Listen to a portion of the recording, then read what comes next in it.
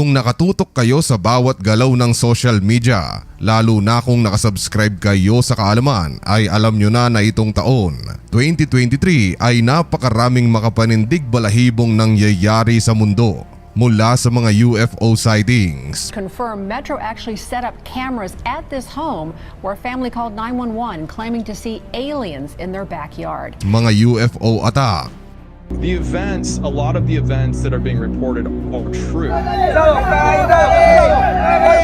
Mga UFO bodies at kung ano-ano pang anomalya na atin nang napag-usapan. And believe me when I say, na boy, this year just gets even weirder dahil ngayong bare months ay itong viral sanmang lupalop ng social media kung saan may bus na may sakay ng mga batang estudyante.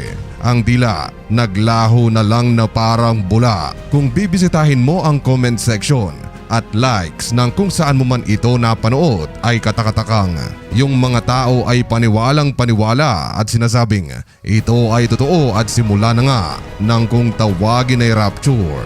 Get it buddy? Nagigets nyo ba ang lahat? Yung timeline na from mga UFO na pinabagsak ng mga jet fighter ng Amerikano to UFO attack to recovered alien bodies and now ay ang mga vanishing.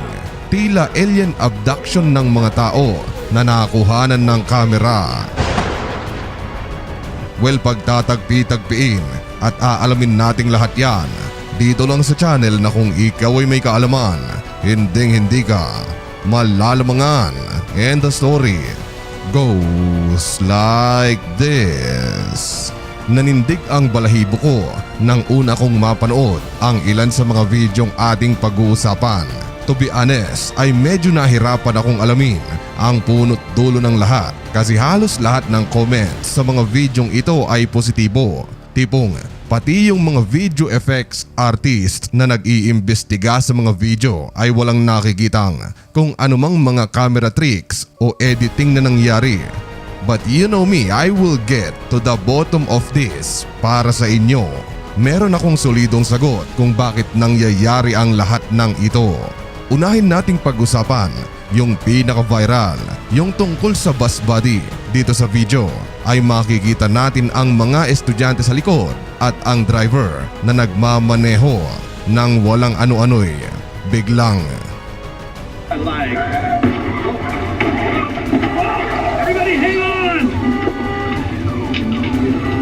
naglaho ang mga estudyante, tumilapo ng mga bag at animoy. May crash na nangyari at nang tumingin ang driver sa rearview mirror ay laking gulat niya nang makitang biglang wala na nga ang mga bata. Kids! Kids!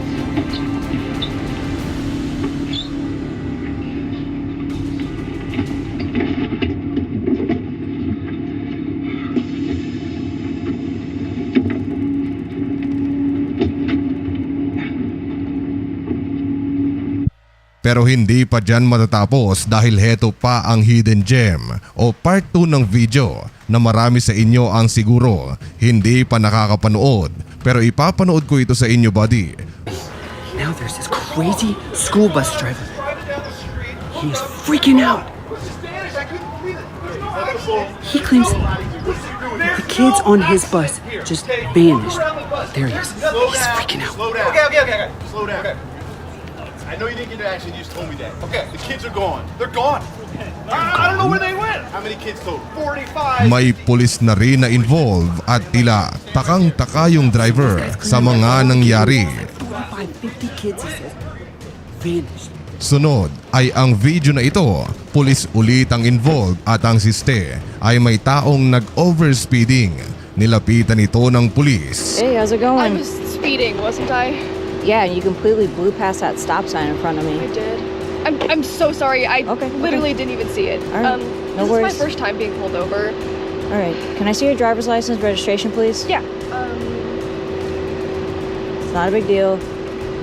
Here's my license, but this is my mom's car. So Where are you headed to where you're speeding and missing stop signs? I was just headed to a friend's house. It's like literally right there. It's Okay. a birthday party. So Got it. not mine, but Any drugs or alcohol in the vehicle? no, of course not. at nang akmang babalik na sana sa mobil ay Registration is What the? Sarah? 3201. The dispatch. I have a miss. heto pa ang isa kung saan habang masayang dinuduyan ng isang ina ang kanyang anak ay Charlotte? Charlotte? Where did she go? Where is she? Charlotte? heto buddy, talagang nakakakilabot. Sa loob naman ng simbahan ng kuha. Sa video ay makikita nating live ito na nangyayari at ibinobroadcast sa mga netizen at nang habang nasa gitna ng misa ay walang ano-ano'y. I'd like to ask that we all stand for one last song.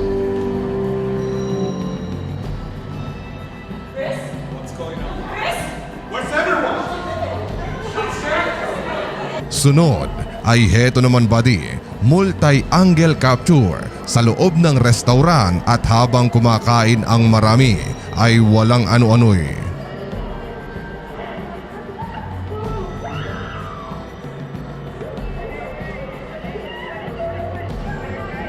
Sinong mahilig sa Shopee sa inyo? Ito buddy, isang delivery man naman.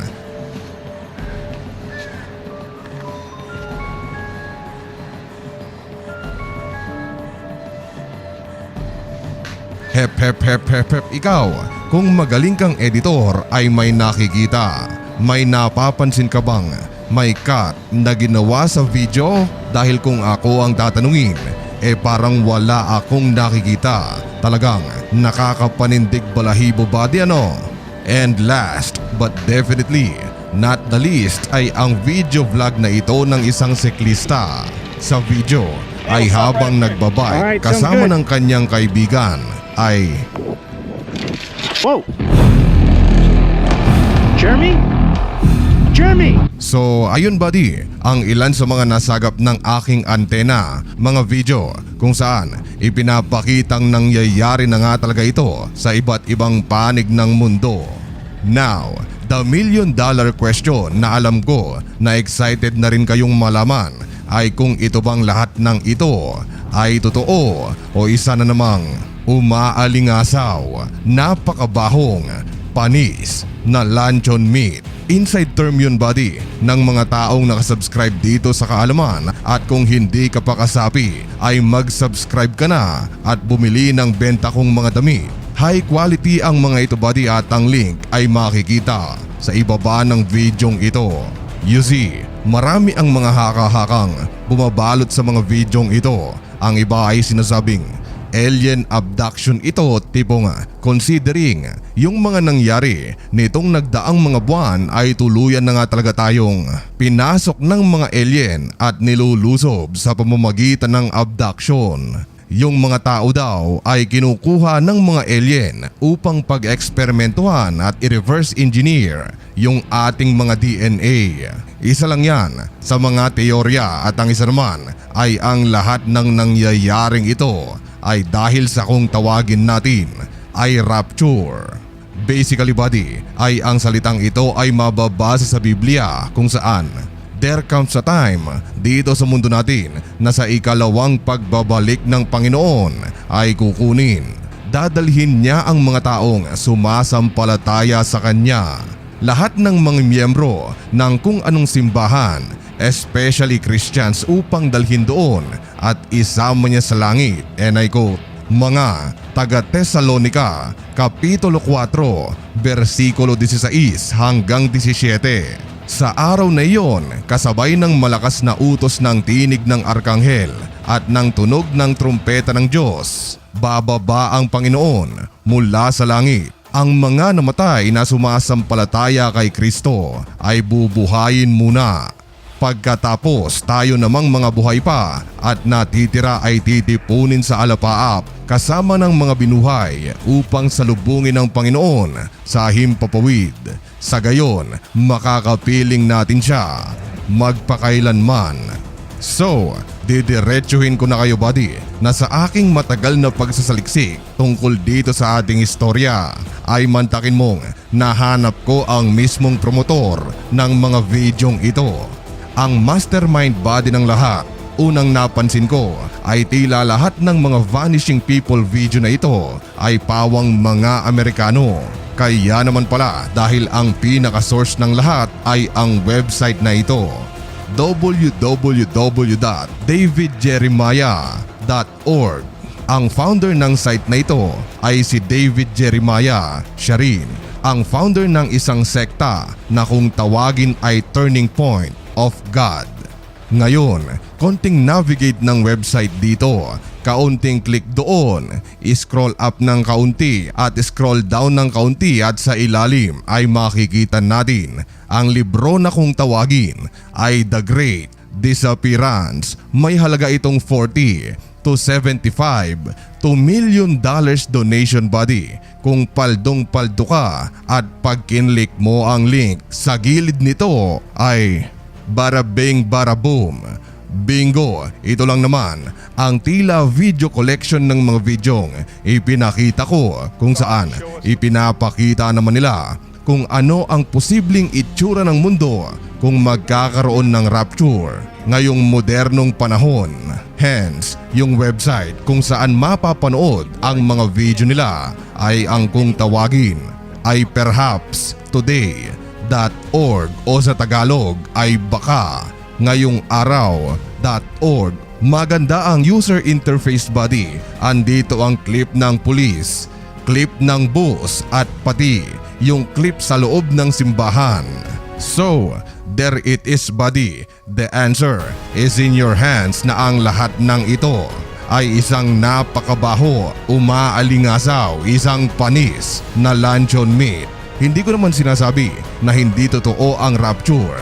Pero sa storya natin ngayon, lalo na may perang donation ang involved para makapunta sa langit, ay it's a red flag for me.